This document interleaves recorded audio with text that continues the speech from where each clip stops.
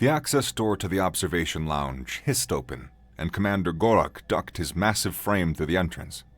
Behind him, his delegation of Grok warriors filed in, their bulky physiques dwarfing the human crew members who scurried around them. "Commander," the ship attendant said with a practiced smile, "your reserved seating is right this way." Gorak nodded, not bothering to make eye contact with the diminutive human.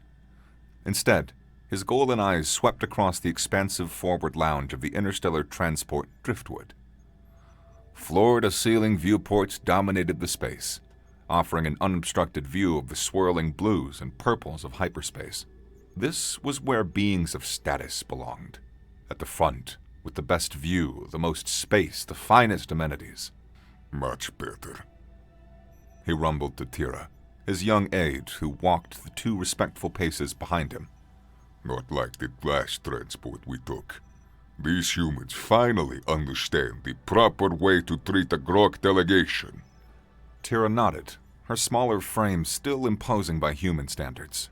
At only 70 cycles, she was barely into adulthood by Grok standards, but stood nearly 2 meters tall with dense musculature that could bend steel. "The Galactic Commerce Commission spared no expense for your diplomatic mission, Commander," the attendant said, gesturing to the premium refreshment bar.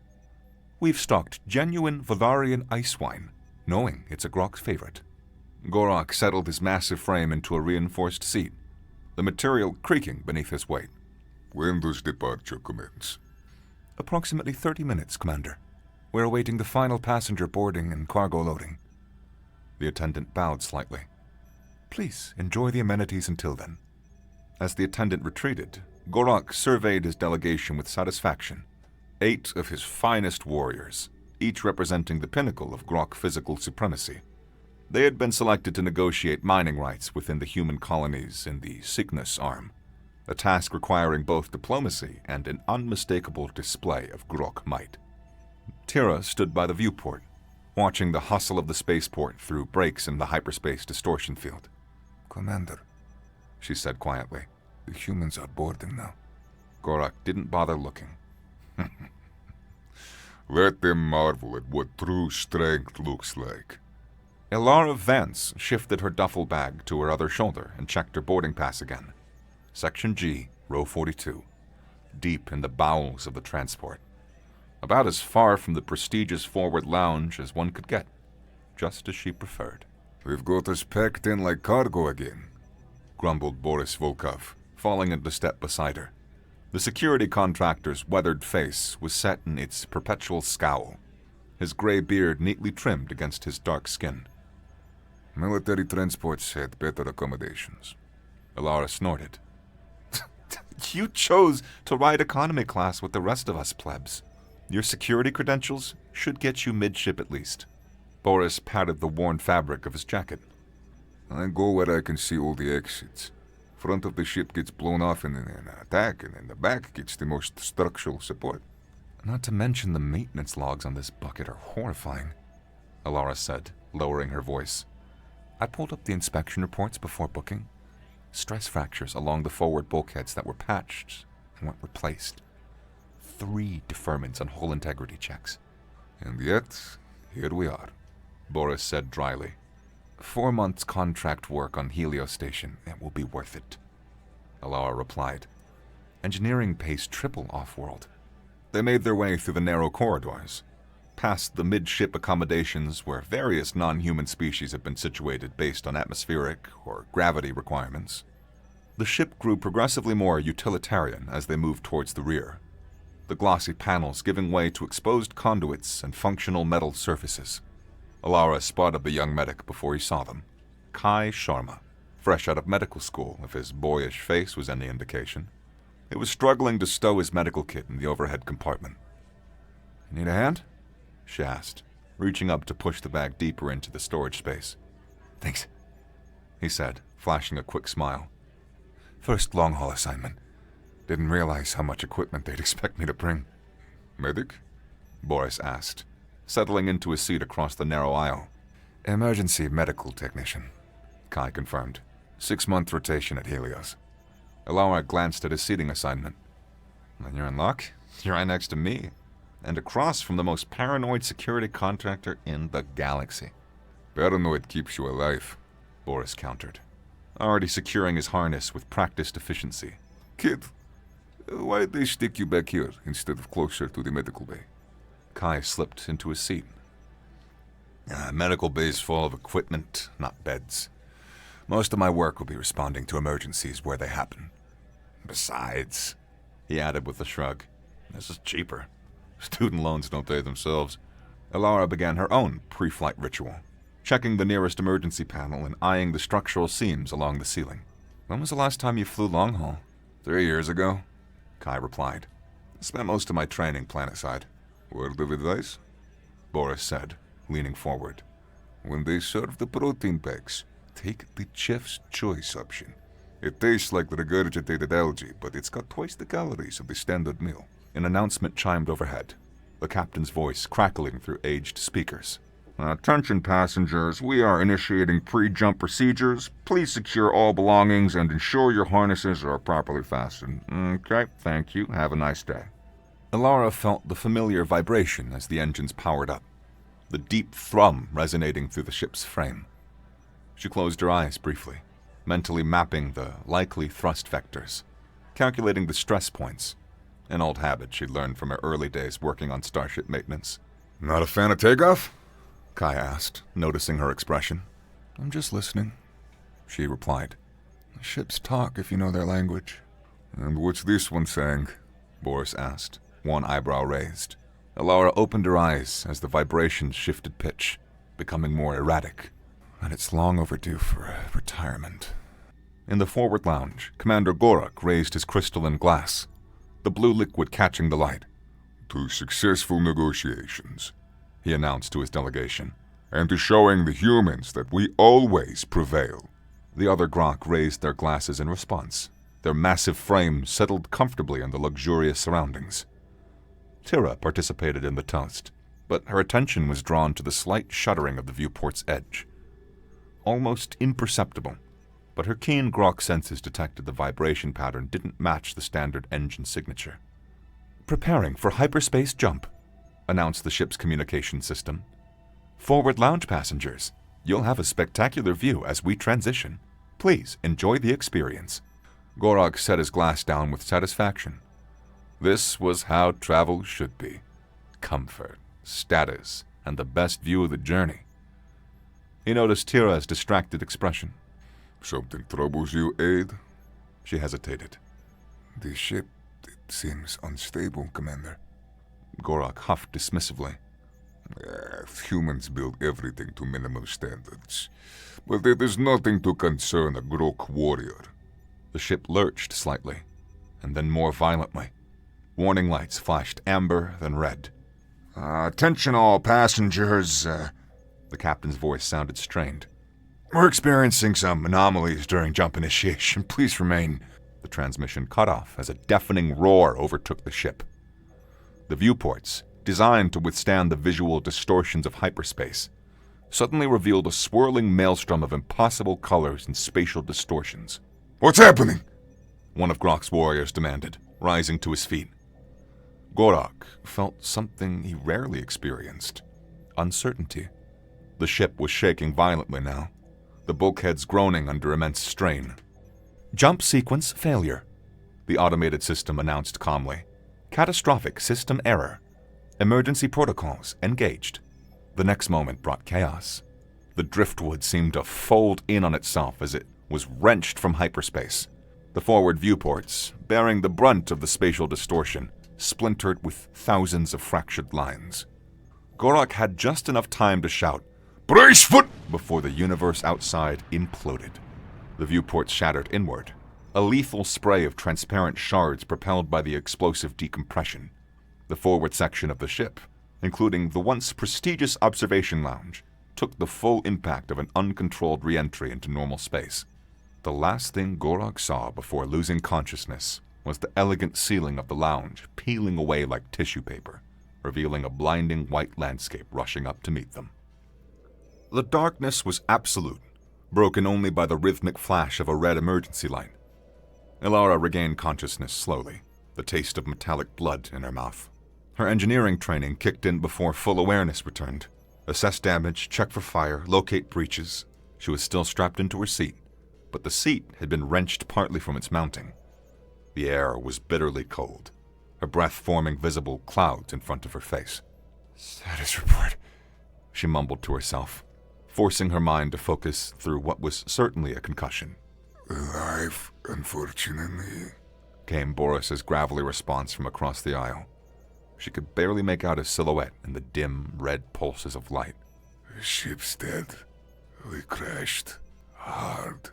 As her eyes adjusted, Elara could see that the cabin was largely intact, though severely damaged. The overhead compartments had bust open, strewing personal belongings across the tilted floor. A thin layer of frost was already forming on metal surfaces. "Kai?" she called out, turning to where the young medic had been seated. A weak groan answered her. "I'm here. My arm. I think it's broken." Boris was already free of his harness, moving with the careful precision of somebody checking for injuries. "Stay put," he ordered. "Need to secure this immediate area first." Elara worked to free herself from the restraints, wincing as pain shot through her ribs. The bitter cold was penetrating now, seeping through her clothes. "Temperature dropping fast. We need to find the emergency supplies." "If they survived," Boris muttered. He had retrieved a small flashlight from his jacket and was systematically checking nearby passengers. Most were unconscious. Some were clearly dead. Elara got to her feet unsteadily, bracing against the tilted floor. The ship had come to rest at approximately a 23-degree angle, the nose presumably lower than their section. The ship broke apart, she realized, seeing the jagged edges where a bulkhead should have been connected to the midsection. "Forward sections took terminal damage," Boris confirmed grimly. "We're in what's left of the rear quarter, separated on impact." The realization struck her with horrifying clarity. The Grok delegation was in the forward observation lounge. Boris paused his methodical inspection. "Well, then they're either dead space debris or scattered across whatever frozen hell we've landed on." Kai had managed to free himself, but remained seated, cradling his right arm. "We need to help the injured," he insisted, his voice shaky but determined. "I can't feel my fingers. It's too cold." Elara moved toward what had been the central aisle, now a treacherous slope of debris. "Emergency supplies first, and then we find out where we are and what's left." A sudden creak of metal made them all freeze. The ship was settling, the damaged structure protesting against gravity and cold. Through a gash in the hull, Elara caught her first glimpse of their surroundings, an endless expanse of white beneath a dim, distant sun. "Ice planet," she whispered. "We're in a frozen wasteland." Boris appeared beside her, his breath clouding in the frigid air. "Well, then we better get those supplies fast. Hypothermia will kill us before our injuries do." Consciousness returned to Gorak in waves of agony. Every part of his powerful body screamed in protest as he forced his eyes open.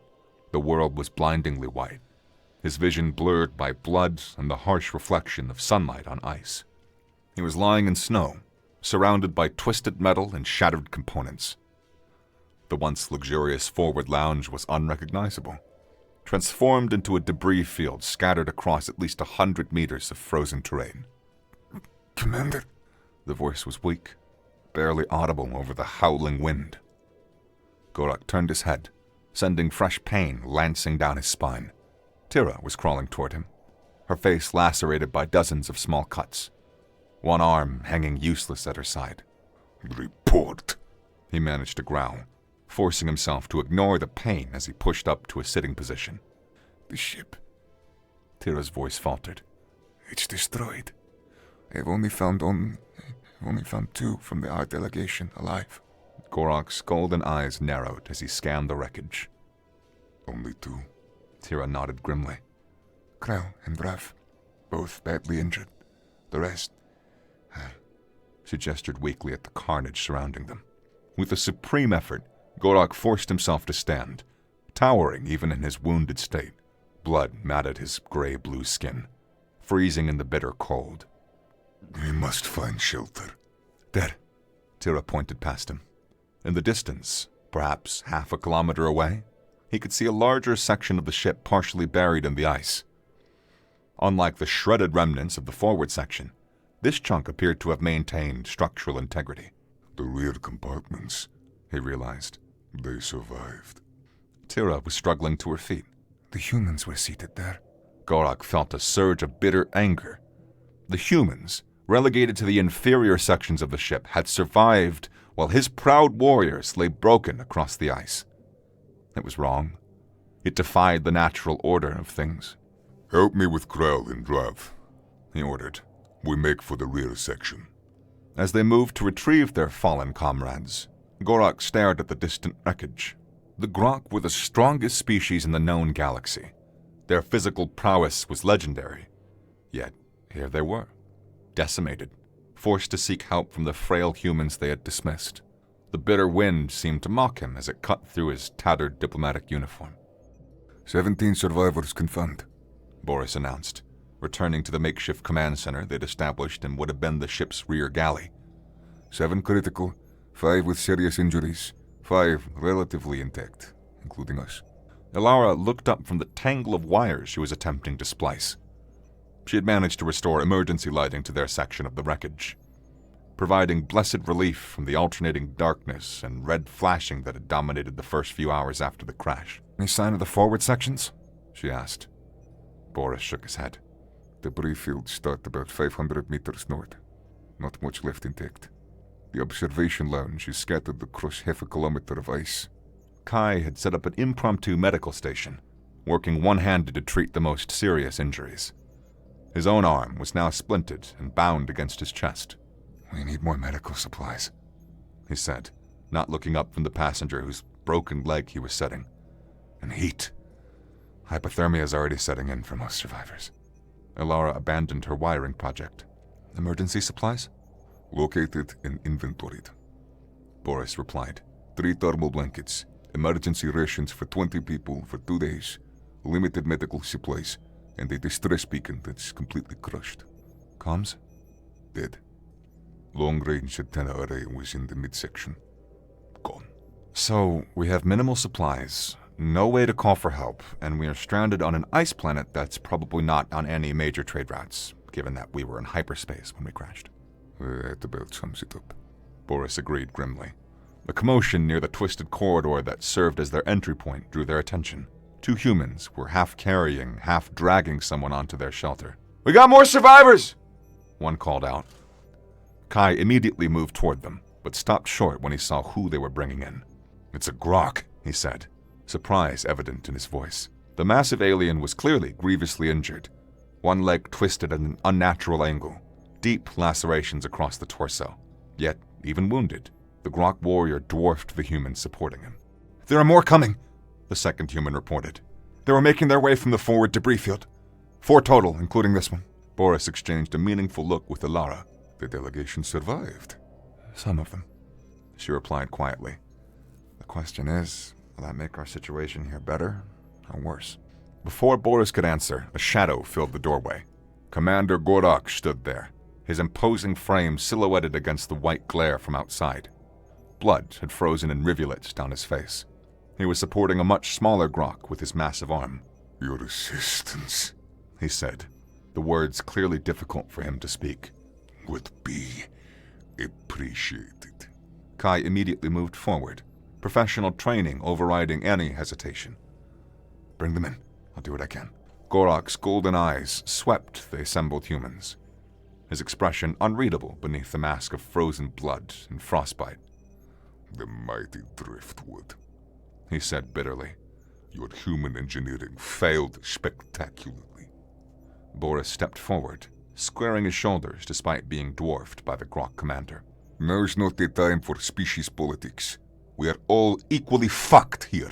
Gorak's eyes narrowed, but he said nothing more as he guided the injured Tira towards Kai's makeshift medical station. Ilara watched the exchange with growing concern. Resources were already critically low. Adding 4 large Grok, who consume easily at least twice the resources of a human, complicated their survival calculations significantly.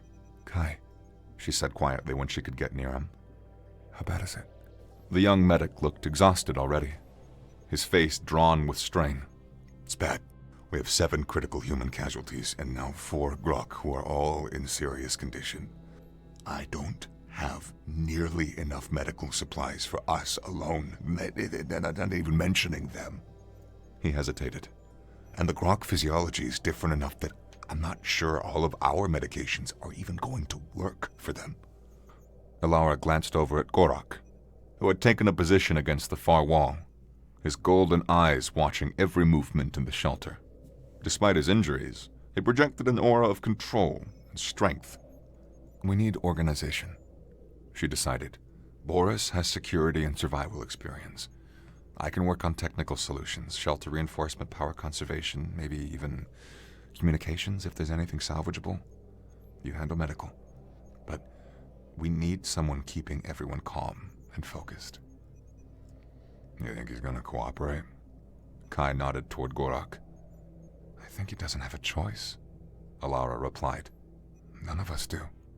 The first day passed in a blur of survival priorities. Boris organized teams to retrieve anything useful from the accessible wreckage, while Alara worked to seal the worst of the hull breaches with makeshift patches. Kai moved between the injured, doing what little he could with dwindling supplies and limited knowledge of Grok physiology. Gorak, despite his own injuries, assisted with moving the heaviest debris, his Grok strength still formidable even in his weakened state. Tira, once Kai had treated her dislocated shoulder, proved surprisingly adaptable, quickly learning to help monitor the human injured. As the dim sun set on their first day, plunging the temperature to even more lethal levels, the survivors huddled in the most secure section of the wreckage. Emergency lighting cast everything in a pale blue glow. The cold so intense now that speaking caused pain as the moisture in their breath froze. Status report, Elena said, her voice muffled by the thermal wrap she'd fashioned from insulation material. Boris settled beside her, his expression grim. 2 more human passengers died in the last hour. Injuries too severe, temperatures too low. He lowered his voice further. The rations won't last more than another day, especially with our large friends. Alara nodded, having already calculated this herself. Are there any signs of indigenous life? Anything that we could potentially hunt or harvest? Nothing. This place is a dead zone. Scans show no vegetation, no animal life breathings within range. Across the huddled group, Gorak sat with Tira and the other 2 Grok survivors, Krell and Druv. The commander's face was set in a stoic mask, but Alara could see the confusion and uncertainty beneath. A species that defined itself by physical strength was finding that attribute nearly meaningless in their current situation. We need to talk to him, she said quietly. Establish some kind of cooperative leadership. Boris snorted. Good luck. Grok aren't known for sharing authority, especially with species they consider inferior. Well, then we'll have to change their minds, Alara replied, rising stiffly to her feet. She made her way across the shelter to where the Grok sat. Up close, even seated, Gorak was intimidating. His muscular frame, evolved for a high-gravity world, made him nearly twice as massive as the largest human. Commander Gorak, she began, keeping her tone neutral. We need to discuss our situation. Golden eyes regarded her coldly. Engineer Vance, I've observed your efforts to repair this wreckage. Admirable, if futile. Nothing is futile when survival is at stake, she replied evenly. But we need coordination, your people and mine. Gorak was silent for a moment, his gaze sliding to where Kai was tending to a human passenger with severe frostbite. The medic said that 2 more of your kind died. Yes, and more will follow, both human and Grok, if we don't work together efficiently. What do you propose? Alara laid out her thoughts succinctly. Boris handling security and external operations, herself on technical systems, Kai on medical, and Gorak coordinating overall efforts and maintaining morale. When she finished, Gorak studied her with an expression she couldn't quite read. You would give a Grok authority over humans? I would recognize that leadership is about more than physical strength. she replied carefully, but also acknowledge that your presence naturally commands respect, which we need right now. A low rumble that might have been a laugh escaped the commander. Clever human. You offered me the appearance of leadership while your specialists control the critical functions. He shifted, wincing slightly as his injured leg moved. But I accept. For now. Ilaura inclined her head slightly. Thank you, Commander. As she turned to leave, Gorak spoke again. Engineer Vance, why were you seated in the rear of the ship? A being of your obvious competence could have afforded better. She met his gaze steadily. Because I read the maintenance logs. The driftwood was coming apart at the seams, especially in the forward sections. The laws of physics don't care about luxury or status. Gorak's expression darkened. You knew, and yet you said nothing? I made my choice, she replied. As did you. She left him with that thought, returning to where Boris waited. Well? The security contractor asked. He'll cooperate, for now. She lowered her voice. But we have bigger problems. At the current temperature, even with all of our efforts to insulate the section, we will freeze in 3 days. Boris's weathered face was grim in the blue emergency light. Then we'd better hope for a miracle. No miracle came. 3 days after the crash, they buried 4 more humans in shallow graves carved from the ice. The effort of digging in the frozen ground sapped precious calories that they couldn't afford to lose, but they did so anyway. The temperature remained brutal, with howling winds that found every crack in their makeshift shelter. Gorak had proven surprisingly effective as a coordinator, his natural authority useful in preventing panic and maintaining order. But even his stoic demeanor cracked when Krau, the largest of the surviving Grok warriors, succumbed to his injuries, leaving only Gorak, Tira, and the grievously wounded Drav alive from the delegation.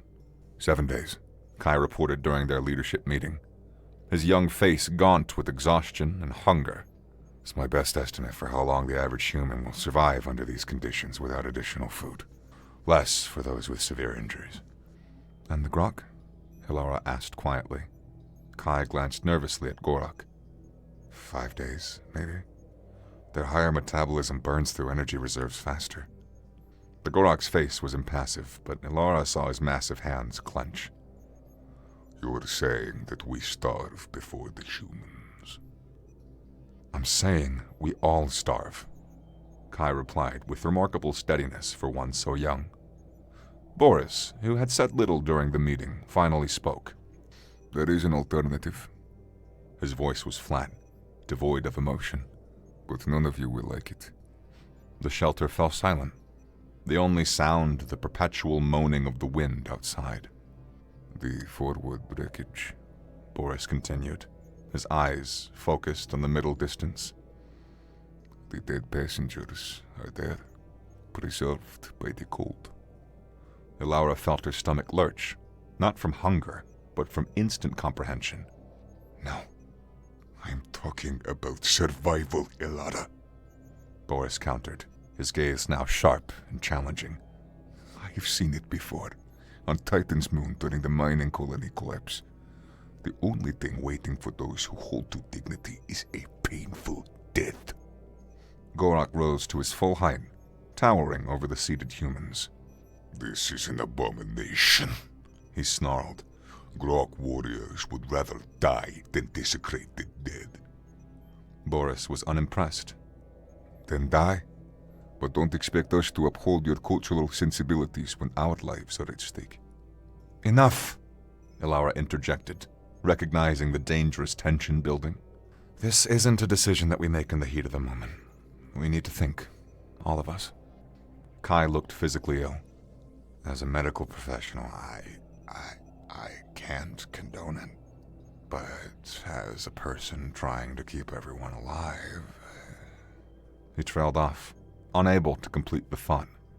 Gorak stormed out, ducking through the low doorway into the adjoining compartment.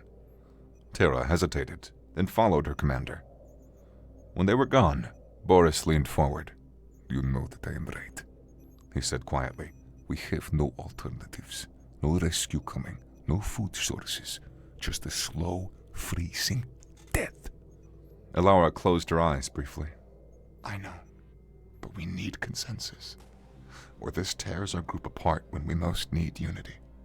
They'll come around, Boris predicted grimly. Hunger is a powerful motivator, even for the mighty Grok. That night, the temperature dropped to its lowest point yet. The survivors huddled together for warmth, species distinctions temporarily set aside in the face of the killing cold. Elara found herself wedged between Boris's solid frame and, surprisingly, Tira's larger but fever-warm Grok body. Your commander, Elara whispered. How is he handling the, discussion from the other night? Tira was silent for so long that Elara thought she might have fallen asleep or chosen not to answer. Finally, the young Grok spoke, her voice barely audible. Commander Grok has never faced a situation where Grok strength was not the answer, she said. Our entire society is built around physical prowess. The strong lead, the strong survive, the strong decide. But here, she gestured vaguely at their desperate circumstance. There is strength in making the hard decisions. Perhaps. But it is disturbing to him. To all Grok. Your suggestion today. It violates our most sacred taboos. To consume another Grok's flesh is to trap your spirit for eternity. To halt your journey to the ancestral halls. Elara considered this.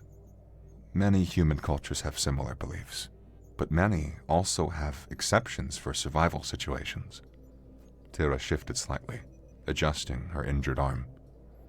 Grok have no such exceptions. It is forbidden, always. Then we won't ask the Grok to participate, Elara said, making a decision. Those humans who choose can make use of the available resources. Those who don't, they won't. And when the Grok begin to starve before your eyes? When Drav, already weak, begins to fail?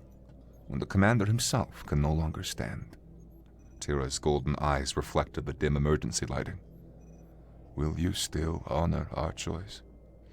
It was Elara's turn to be silent, having no good answer.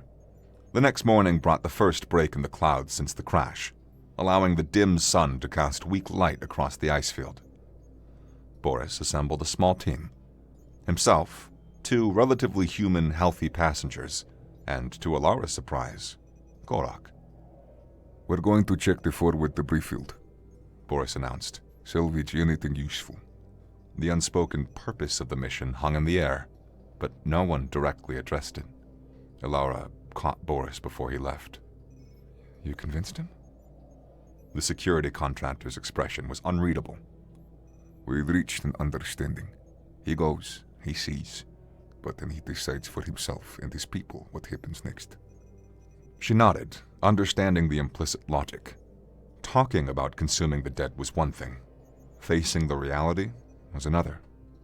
Either Gorak would overcome his cultural restrictions, or he would reaffirm them. But either way, he would do so with full knowledge. Be careful, she said.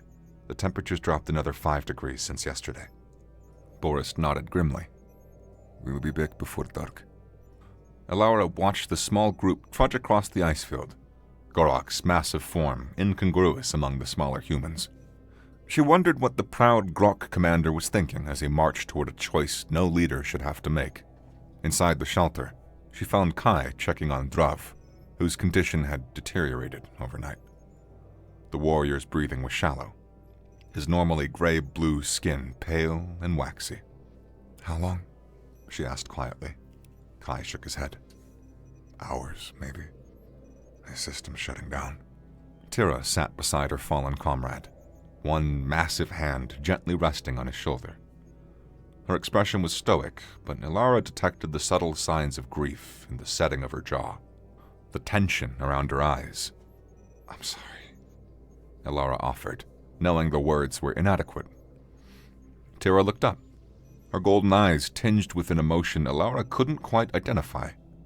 He was the strongest warrior in our delegation, after the commander. On our world, he could lift boulders that would crush 10 humans. He deserved an honorable death. The salvage team returned at dusk, their faces etched with exhaustion and something deeper, more haunting. They carried improvised packs bulging with reclaimed materials, insulation panels, power cells, medical supplies that had been ejected from the midsection storage compartments. But Alara knew from Boris's expression that they carried something else as well. Gorak entered last, his massive frame slouched with fatigue, his golden eyes hollow. Without a word, he moved to the far corner of the shelter, away from the others. Tira rose to join him, and they spoke in low tones, their conversation clearly intense but private. Boris approached Alara, his voice pitched low. It is done. We recovered what we could, including emergency rations. And the commander? Saw everything, said nothing, but he knows. Boris glanced toward the Grok pair. He'll have to make his choice soon. Trev? He died an hour ago. Alara replied quietly. And Kai says we've got 4 more humans who won't last another day without substantial nutrition. Boris nodded grimly. And we better prepare the rations. That night, the shelter was divided by an invisible line. On one side, the most desperate of the humans consumed what Boris had brought back. Meat cut into unidentifiable strips, cooked over the feeble heat of an emergency chemical burner. No one spoke during the meal. No one made eye contact. On the other side, Gorak and Tira fasted, their backs turned to what they considered an abomination. Alara found herself unable to join either group. Not yet. The logical part of her brain understood the necessity. The emotional part recoiled from the reality. She retreated to the small alcove where she'd been working on communications equipment, tinkering with salvaged components to distract herself from the moral chasm that had opened within their shelter. It was there that Kai found her, hours later. The young medic's face was drawn with exhaustion, but for the first time in days, not clouded with immediate concern. The protein helped, he reported quietly. Those who ate show marked improvements in vital signs, and they will survive at least another few days. Alara nodded, focused on the circuit board in her hands. And the others? The 2 who refused are deteriorating. He hesitated. And the Grok are showing advanced signs of starvation. Tira's already exhibiting muscle tremors. Gorak's hiding it better, but I can tell you that he's fading fast. Alara set down her tools, finally meeting Kai's eyes. Did you? Yes, he admitted. They sat in silence for a moment, the weight of their situation pressing down like the ice above their shelter. The storm's getting worse, Alara said finally. Temperatures dropping another 10 degrees tonight. We won't last another week like this, Kai replied. Even with the additional resources. Alara picked up her circuit board again, needing to keep her hands busy. Get some rest, Kai. 3 days later, the situation had deteriorated further. 2 more humans had died, their bodies respectfully wrapped and carried outside to the makeshift ice cemetery. The remaining survivors moved like ghosts through the shelter, conserving every calorie of energy. Boris had organized 2 more salvage expeditions to the forward debris field. Each time, the returning team brought back more than just technical components. Each time, the division in the shelter grew more pronounced. Tira could no longer stand without assistance. Her once powerful frame had begun to consume itself, muscles withering visibly. She huddled near the makeshift heater, golden eyes sunken into her skull, watching the humans with an expression that had transformed into disdain to something approaching envy. Gorak maintained his physical dignity through sheer force of will, but even he could no longer hide the tremors in his massive hands. He spent hours staring at the shelter wall, lost in thoughts he shared with no one. Alara found him there late in the evening, sitting alone while most others slept in a restless, hungry slumber. "Commander?" she acknowledged, settling across from him with a small toolkit. The heating element nearest to them had failed again, and she needed to repair it before the temperature dropped further. He regarded her with hollow eyes. Engineer, Still fighting the inevitable? Nothing's inevitable until you're dead, she replied, focusing on dismantling the heater's control panel. And sometimes, not even then. A sound rumbled from Gorok's chest that might have been a laugh in better circumstances. A grim joke. It's not a joke, she corrected. It's an observation. Death doesn't always mean the end of usefulness. Gorok's eyes narrowed. You speak of your people's choice. I speak of survival, Ilara said, meeting his gaze steadily. Cultural taboos exist for good reasons in normal circumstances, but these are not normal circumstances. You think our belief is merely a taboo? There was no heat in his question, only weary curiosity. Ilara considered her words carefully. I think all sentient beings create frameworks to understand the universe and our place in it. Those frameworks serve us well, right up until they don't. Gorok was silent for a long moment. Tira will not survive another day without sustenance. The simple statement carried the weight of a mountain. Ilara set down her tools. No, she won't. She is young, barely begun her life. His massive hands clenched. To die here on this frozen rock so far from home. There is an alternative, Ilara said quietly.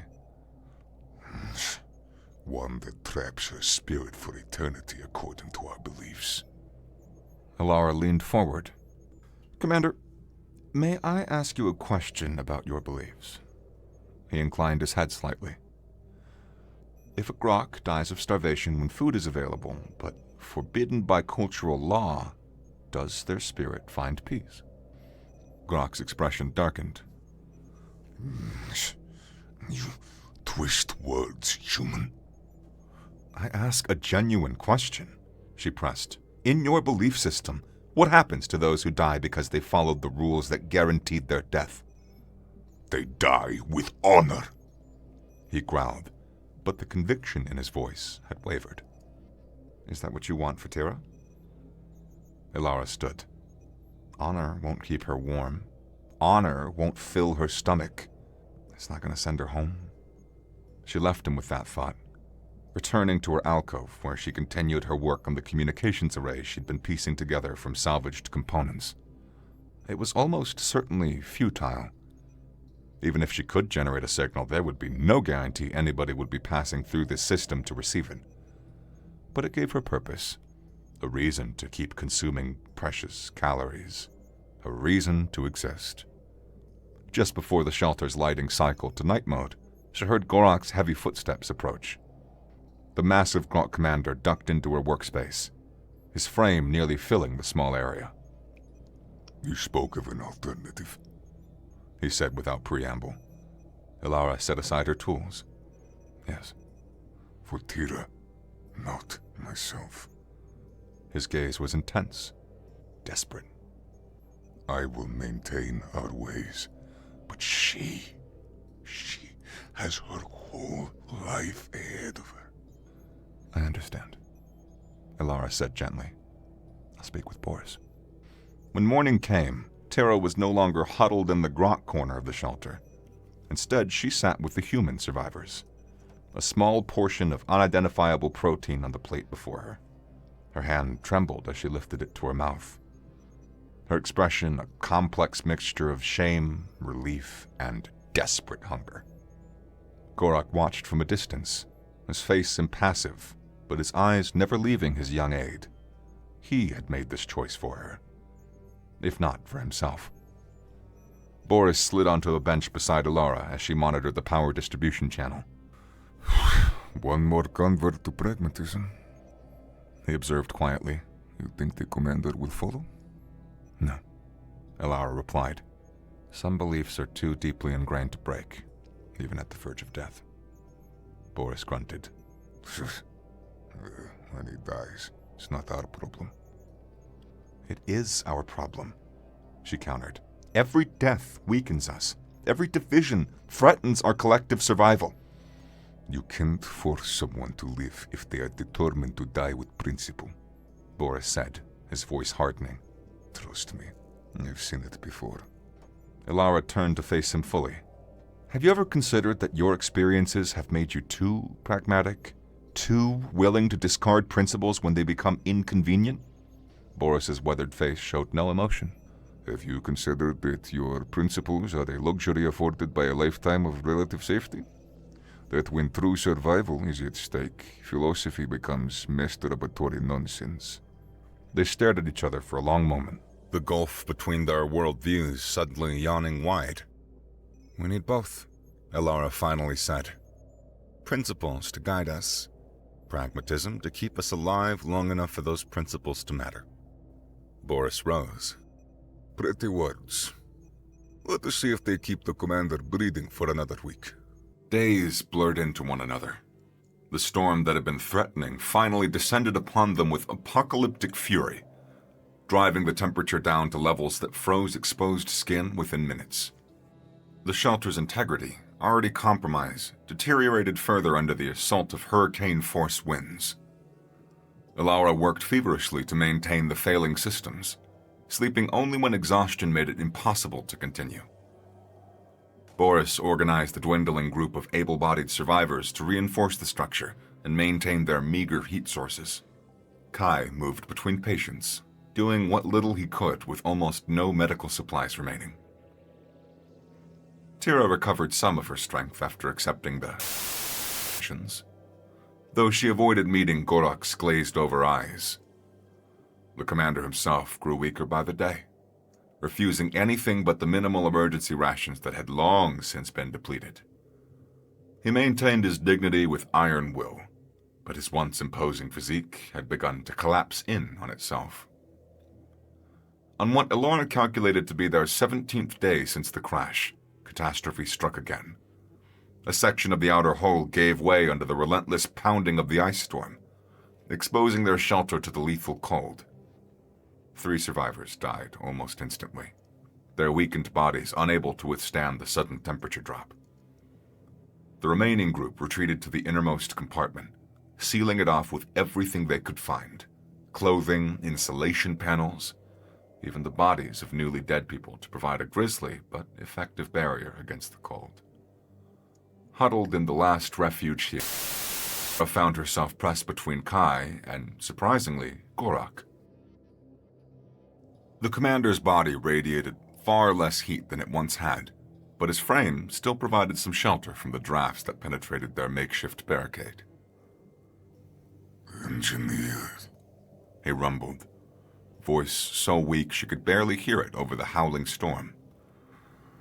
Your device, the communication array, is it functional? Ilara shook her head. The power cells were in the section that we lost. Even if I could complete it, there's no way to power it now. Gorak was silent for a moment. Then we truly are beyond salvation. No one is beyond salvation while they still breathe, she replied, though the words felt hollow even to her own ears. The massive Grok shifted slightly, bringing his face closer to hers. I have been contemplating your question about our beliefs. If a Grok dies when they could have lived... He paused, struggling with the concept. Our ancient texts speak of the path of honor, but they also speak of the duty of continuation. The obligation to preserve Grok wisdom and strength for future generations. His golden eyes, sunken and hollow now in his emaciated face, searched hers. I have been asking myself which duty takes precedence. And what answer did you find? She asked quietly. Before he could respond, Boris's voice cut through the murmurs of the shelter, Everyone, shut up and listen. The group fell silent, straining to hear anything beyond the screaming wind outside. There! Boris pointed toward the ceiling. That sound! Elara concentrated, filtering out the storm's howl, and then she heard it. A rhythmic thumping that didn't match the random patterns of weather. It was mechanical, deliberate. Aircraft, she breathed, hardly daring to hope. It's an aircraft. The shelter erupted into motion. Those who could still move began tearing at their barricade, desperate to reach the exterior and signal to their potential rescuers. Stop! Boris commanded. Uncontrolled exposure will kill you in seconds. We need a plan. Quickly, he organized them. The strongest would make a brief sortie outside with emergency flares Elara had salvaged from the wreckage. The rest would maintain the shelter's integrity as best they could. Tira stepped forward. I will go. Grok can withstand cold better than humans. Gorak struggled to rise. No, I will. You can barely stand, Commander, she said gently but firmly. Let me do this. The transformation in their relationship was subtle but profound. The young aide now protecting her leader rather than the reverse. Boris hesitated only briefly before nodding. Take this, he said, handing her the brightest emergency flare. Ignite it as soon as you clear the shelter. Stay visible as long as you can stand it, then return immediately. Tira took the flare, her once powerful hands now thin but steady. She turned to Gorak. Commander? The massive Grok met her gaze, then slowly inclined his head. Go with strength, Tira. She nodded, then moved to the makeshift airlock they had created. A small antechamber with barriers on both sides to minimize heat loss. Boris and another survivor helped her prepare, wrapping her in the last thermal blanket. When they opened the outer door, the storm's fury hit them like a physical blow.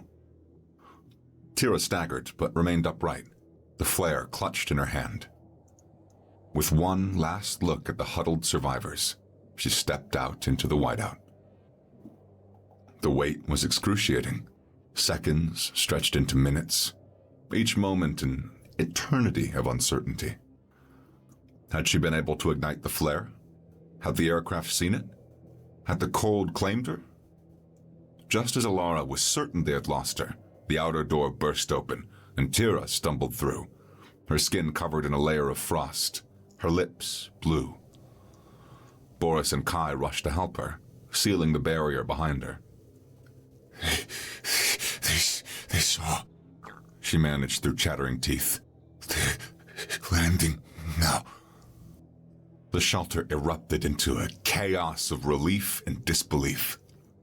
Survivors who had been nearly comatose minutes before miraculously found new energy, helping to prepare for the evacuation. Kai worked quickly to stabilize Tira, treating her frostbite with the last of his supplies. Elara turned to Gorak, expecting to see relief on his face. Instead, she found him watching the activity with an expression of profound weariness. You did it, she said, kneeling beside him. Your aid saved us all. Gorak's golden eyes focused on her with difficulty. No, engineer. You saved us. Your willingness to do the unthinkable. We all survived together, she insisted. Grok's strength, human pragmatism. He made a sound that might have been a laugh. Perhaps, but I have learned a costly lesson. His massive hand reached out, gripping her arm with the last of his strength. The rescue was chaotic, desperate, and miraculous. A Valarian merchant vessel, off course due to the same spatial anomaly that had doomed the driftwood, detected faint energy signatures and investigated despite the hostile conditions. The survivors were evacuated on stretchers and in emergency thermal pods, many too weak to walk. Medical teams worked frantically to stabilize the most critical cases as soon as they were loaded onto shuttles. Alara found herself on the same shuttle as Gorak and Tira. The commander had finally accepted medical intervention, though Alara suspected it was too late. His massive body had burned through its reserves, and unlike Tira, he had refused to replenish them with the only sustenance available. As the shuttle lifted off, carrying them away from their frozen hell, Alara felt Gorak's gaze on her. "Engineer," he said, his voice barely audible over the thrum of the engines. "I wish to ask you something." She moved closer to his stretcher. Yes, Commander? "On your next journey," he said, "will you sit at the front of the vessel or the rear?" Despite everything, the horror, the hunger, the moral compromises, Alara found herself smiling. The rear, Commander. Always the rear. Gorak nodded slowly. "As will I, Engineer. As will I." 3 months later, the spaceport lounge on Valaria Prime hummed with activity, travelers from a dozen species moving through the gleaming terminal. Alara stood at the viewport, watching a massive passenger liner dock at the primary bay, its sleek hull reflecting the planet's twin suns. "Didn't expect to see you here." A familiar voice rumbled behind her. She turned to find Boris, looking remarkably civilized in civilian clothes, his beard trimmed neatly, the haunted look in his eyes only visible if you knew to look for it. Consulting job, she explained, helping review safety protocols for the Valarian fleet after our incident. Boris nodded, standing beside her at the viewport. "Similar. Security assessment."